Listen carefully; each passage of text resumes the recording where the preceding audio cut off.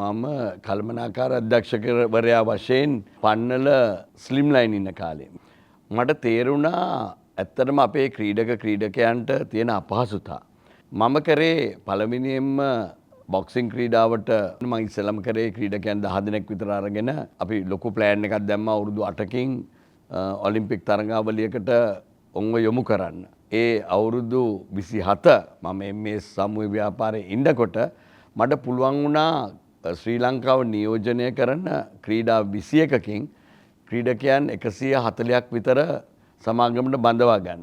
ඒ කරේ මට තේරුණා එම ක්‍රීඩකයන්ට අතක් දුන්නේ නැත්නම් අපේ ලංකාවේ ක්‍රීඩාව කොහෙත්ම ඉදිරියට ගෙනියන්න බැරි වෙනවා කියලා. ශ්‍රී ලංකාවේ ක්‍රිකට් ක්‍රීඩකයන් 10ක් විතර අපිත් එක්ක හිටියා. ඒ වගේම ඩිල්ෂාන් තිලකරත්න, ෆර්වීස් මහරූෆ් ඒ සේලම අපි ගාව හිටියේ දවස්වල. ඊට අමතරව දමයන්ති දර්ශා, රුවනි අබේමාන්න, ඔලිම්පියන් සානුරුද්ධ රත්නායක වැනි ක්‍රීඩකයොත් අපිට බිහි කරන්න ඒ වෙලේ පුළුවන් වුණා. ඉතින් මම හිතන්නේ ඒක ලොකු රටට කරපු ධෛර්යයක් කියලා මම හිතනවා.